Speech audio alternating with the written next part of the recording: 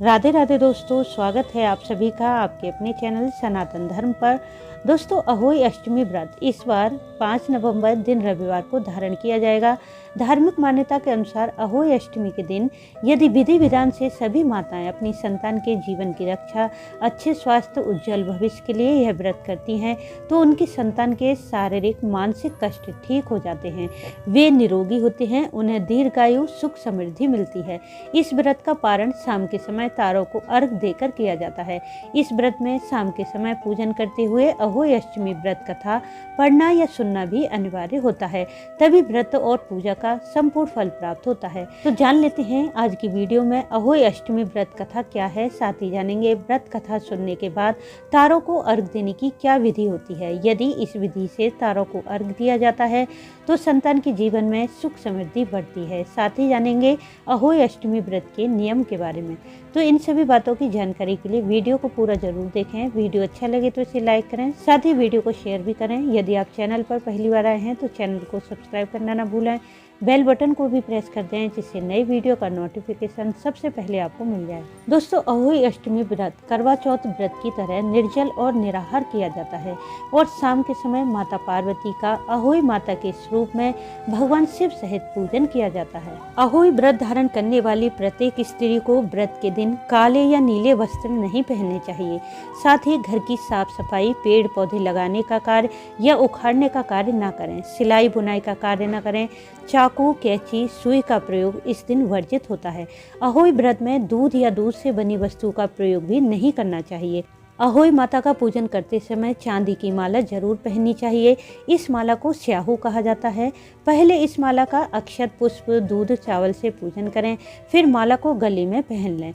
रिवाज के अनुसार स्याहू माला अहोई अष्टमी पर पहनी जाती है, फिर इसे दिवाली पर उतारा जाता है। माला उतारकर गुड़ से पहले इसका भोग लगाएं, फिर इसे किसी सुरक्षित जगह पर रख दें। स्याहू माला पहनकर माता अहोई का पूजन करने से संतान की सुख समृद्धि बढ़ती है, संतान को प्रत्येक क्षेत्र में सफलता प्राप्त होती है। इस व्रत में शाम को प्रदोष काल में स्नान आदि करके पूजा के शुभ मुहूर्त में माता अहोई अर्थात माता पार्वती और भगवान शिव का अक्षत, पुष्प, रोली, धूप दीप से विधिवत पूजन करें। यदि आप चाहें तो पूजन में एक चौकी भी लगा सकते हैं। इस चौकी पर वस्त्र बिछाकर चौकी पर गेहूं की ढेरी रख दें। इस पर जल से भरा कलश रखें और कलश पर स्वास्तिक बना दें। जो भी पूजा की सामग्री आप अहोई व्रत में रखते हैं वह सभी सामग्री इकट्ठी कर लें और विधिवत माता अहोई और भगवान शिव का पूजन करें। भोजन में हलवा, पूरी, सिंघाड़े से माता अहोई को भोग लगाएं या फिर जो भोजन आपके यहाँ अहोई अष्टमी पर बनाया जाता है उस भोजन से माता अहोई को भोग लगा दें। स्याहू की माला पहने और हाथ में 7 दाने गेहूं या चावल के लेकर अहोई व्रत कथा पढ़ लें या फिर सुन लें। अहोई व्रत कथा कुछ इस प्रकार से है। प्राचीन काल में एक नगर में साहूकार रहता था। उसके 7 लड़के थे। दीपावली के दिन साहूकार की पत्नी घर में लिपाई पुताई करने के लिए मिट्टी लेने खदान में गई और कुदाल से मिट्टी खोदने लगी। उसी जगह पर एक सेह की मां थी। मिट्टी खोदते समय भूलवश उसकी कुदाल सेह के बच्चे को लग गई, जिससे कि सेह का बच्चा उसी समय मर गया। यह देखकर साहूकार की पत्नी को बहुत दुख हुआ, परंतु अब वह कुछ कर भी नहीं सकती थी। वह स्त्री पश्चाताप करती हुई अपने घर लौट आई। कुछ समय बीतने के बाद उस स्त्री की पहली संतान की मृत्यु हो गई और उसके बाद दूसरी संतान की भी मृत्यु हो गई। इस प्रकार से एक एक करके उसकी 7 संतान की मृत्यु हो गई। अपनी संतान की मृत्यु के असहनीय दुख से दुखी होकर वह विलाप करते हुए अपनी आस पड़ोस की महिलाओं से कहती है कि उसने कभी भी जानबूझकर कोई पाप नहीं किया, परंतु एक दिन खदान से मिट्टी निकालते समय गलती से कुदाल हाथ से छूटकर सेही के बच्चे पर गिर गई, जिससे सेही का बच्चा मर गया, जिसके फलस्वरूप 1 वर्ष के अंदर उसकी सभी संतान की मृत्यु हो गई। तब आस पड़ोस की महिलाओं ने साहूकार की स्त्री से कहा कि तुमने इस घटना का पश्चाताप करके अपना आधा पाप कम कर दिया है। अब उसी अष्टमी पर भगवती माता की शरण लेकर सेह और सेही के बच्चों का चित्र बनाकर उसकी आराधना करो, क्षमा याचना करो। ऐसा करने से तुम्हारे सभी पापों को माता क्षमा कर देंगी।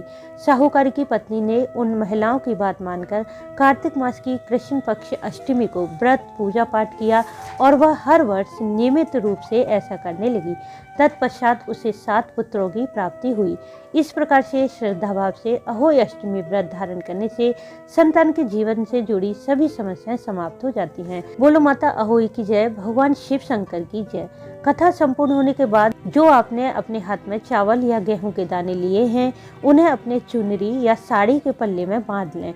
फिर जब आप तारों को अर्घ दें तो साड़ी के पल्ले से अक्षत तारों को अर्पित कर दें। पुष्प रोली भी अर्पित करें, फिर अर्घ दें। अर्घ देने के बाद अपने स्थान पर खड़े होकर 1, 3 या 7 परिक्रमा कर लें और तारों से प्रार्थना करें कि जिस प्रकार अनिश्चित काल तक तारे आकाश में जगमगाते हैं, उसी प्रकार से आपके भी कुल में संतान की सुख समृद्धि में निरंतर वृद्धि होती रहे। तारों को अर्घ देने के पश्चात जो भी भोजन बायना आपने निकाला है, उसे अपनी सास या जेठानी के चरण स्पर्श करके दे दें।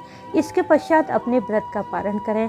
ध्यान रखें कि इस दिन जो भी भोजन आप करते हैं वह शुद्ध सात्विक बिना प्याज लहसुन का होना चाहिए। भोजन में हलवा, पूड़ी, पुए या जो भी वस्तु आपके यहाँ बनाने की रिवाज है वह रखें। साथ ही इस दिन भोजन में सिंघाड़ा भी जरूर रखना चाहिए। व्रत का पारण करते समय अपने बच्चों को, घर में बड़े बुजुर्गों को पहले भोजन कराएं, फिर स्वयं भोजन करें। अहोई अष्टमी व्रत में माँ अहोई भगवान शिव का पूजन श्रद्धा भाव से करने से संतान प्राप्ति में आ रही बाधाएं भी समाप्त हो जाती हैं।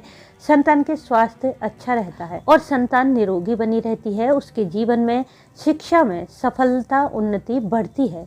तो दोस्तों, उम्मीद है इस वीडियो से आपको लाभ अवश्य होगा। वीडियो अच्छा लगा हो तो इसे लाइक करें, शेयर करें, साथ ही चैनल को सब्सक्राइब कर लें, बेल बटन को प्रेस कर दें जिससे नई वीडियो का नोटिफिकेशन सबसे पहले आपको मिल जाए। वीडियो अंत तक देखने के लिए आपका धन्यवाद। राधे राधे।